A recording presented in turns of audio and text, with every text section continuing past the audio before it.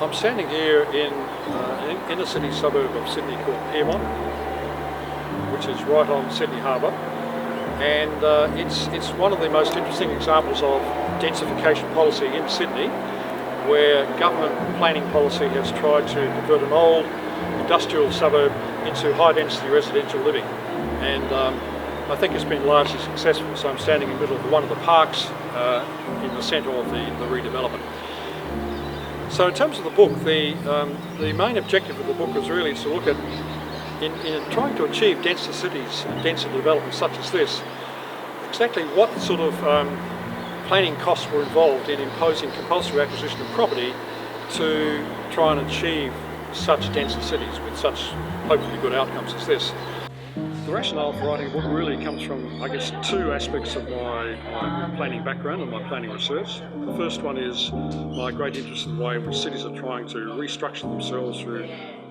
extra density and thus become more sustainable. And the second one comes from my interest in terms of the way in which planning affects property rights. So property rights are central to the way in which planning tries to make cities change and improve. And so this book seemed to be an ideal opportunity to bring the two things together, look at the way in which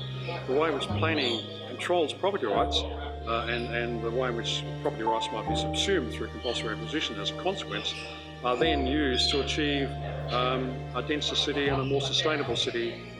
and therefore better cities in the long term. So the scope covers across a national perspective 9 different countries from North America across to Europe and Asia and Australia. And then within each of those case studies, it's looking at the way in which compulsory acquisition works or doesn't work in terms of the level of compensation involved, the procedural fairness of the compulsory acquisition,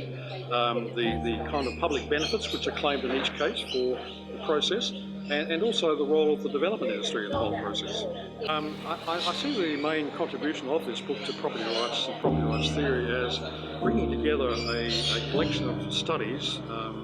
which have been written by experts across a variety of fields, from sociology to political economy, through to law, to people involved in the making of planning policy, and those at the pure legal end, bringing all those sort of backgrounds together in terms of exploring the way in which property rights can be interpreted, imposed differently across a range of jurisdictions, which are pursuing a single public benefit, that is densification of cities, but exploring the way in which that happens in so many different ways. So the variety of backgrounds of the contributors and the variety of